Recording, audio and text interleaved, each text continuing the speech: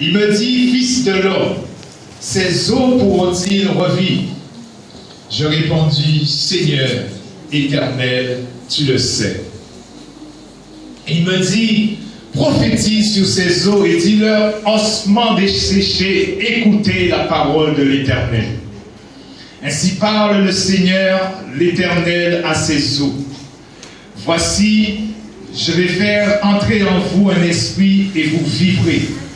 Je vous donnerai des nerfs, je ferai croître sur vous de la chair, je vous couvrirai de peau, je mettrai en vous un esprit et vous vivrez et vous saurez que je suis l'Éternel.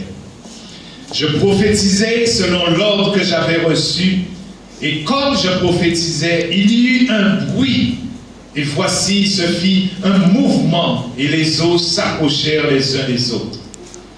Je regardais, et voici, il leur vint des nerfs, la chair crue, et la peau les couvrit par-dessus. Mais il n'y avait point en eux d'esprit. Il me dit, prophétise et parle à l'esprit. Prophétise, fils de l'homme, et dis à l'esprit, ainsi parle le Seigneur l'Éternel. Esprit, viens des quatre vents, souffle sur ces morts et qu'ils revivent. Je prophétisais selon l'ordre qu'il m'avait donné. Et l'esprit entra en eux, et ils reprirent vie, et ils se tinrent sur leurs pieds. C'était une armée nombreuse, très nombreuse. Il me dit, fils de l'homme, ces eaux, c'est toute la maison d'Israël.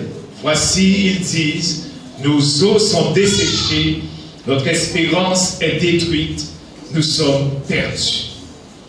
Prophétise donc, et dis-leur, ainsi parle le Seigneur l'Éternel. Voici, j'ouvrirai vos sépulcres, et je vous ferai sortir de vos sépulcres, ô mon peuple, et je vous ramènerai dans le pays d'Israël. Et vous saurez que je suis l'Éternel lorsque j'ouvrirai vos sépulcres, et que je vous ferai sortir de vos sépulcres, ô mon peuple. Je mettrai mon esprit en vous, et vous vivrez.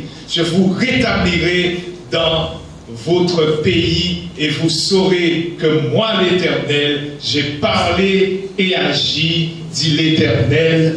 Amen. Alléluia. Que le nom du Seigneur soit béni ce matin. Donne la main à ton voisin et dis-lui, aujourd'hui, c'est le temps de ton rétablissement. Alléluia. Dis ça avec conviction.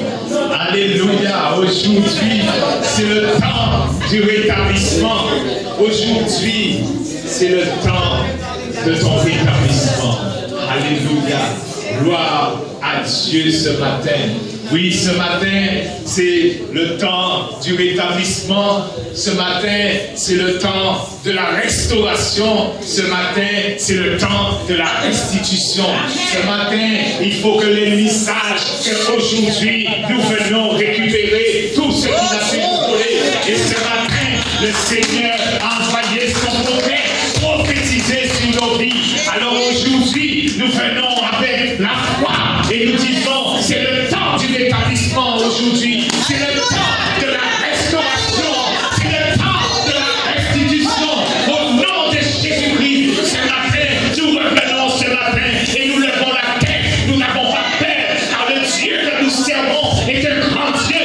Il fait des miracles. Lorsque nous prions, il répond à nos prières. Et aujourd'hui, nous savons que c'est le temps du rétablissement pour le peuple de Dieu. Alléluia. Que le nom du Seigneur soit béni. Dis à ton voisin, c'est le temps du rétablissement. C'est le temps de la restauration. C'est le temps de la restitution. Au nom de Jésus. Alléluia. Le temps du rétablissement. Le temps de la restauration. Le temps de la restitution. Au nom de Jésus. Gloire à Dieu ce matin. Alléluia. Ah, bien-aimé dans le Seigneur, quel texte extraordinaire. Notre texte nous dit que la main de l'Éternel est sous le prophète Ézéchiel. Et que l'Éternel le transporte en esprit et le dépose dans le milieu d'une vallée remplie d'ossements. Bien-aimé, une vallée remplie d'ossements. Bien-aimé, à part 11 ossements, des ossements qu'il a. Parce que la Bible nous dit que c'est le peuple d'Israël, la nation d'Israël, bien-aimé, c'était des milliers et des milliers d'ossements répartis sur toute la vallée. Quelle vision bien-aimée! Et la Bible nous dit mais que la main du Seigneur est sur le prophète. Et lorsque nous regardons l'histoire de notre Seigneur a été transporté quelque part. Ézéchiel, le prophète, a été transporté dans une vallée. Mais la Bible nous dit dans Luc 4 que Jésus aussi a été transporté quelque part. Il n'a pas été transporté dans une vallée, mais il a été transporté dans un désert. Mais encore la Bible nous dit qu'il était rempli du Saint-Esprit. Alléluia.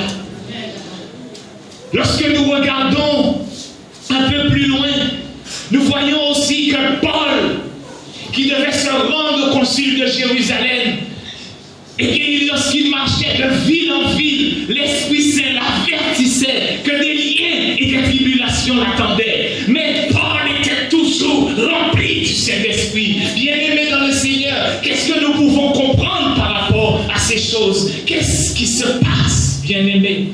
La main de l'Éternel est sur le prophète. Et il le transporte dans une vallée.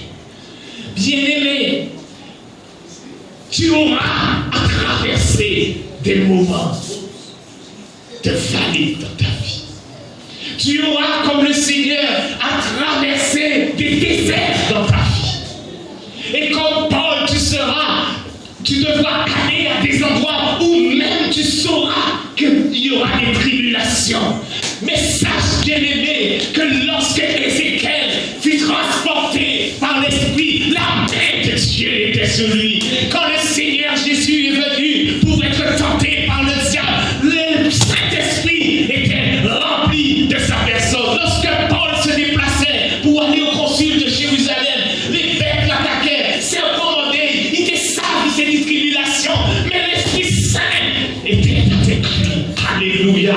Bien-aimé, tu ne pourras passer, tu ne pourras entrer dans ta destinée sans passer par des vallées, et sans passer par un désert, sans passer par des tribulations. Mais sache que la main de l'Éternel sera sur toi, parce que Dieu est là, il ne t'abandonne pas.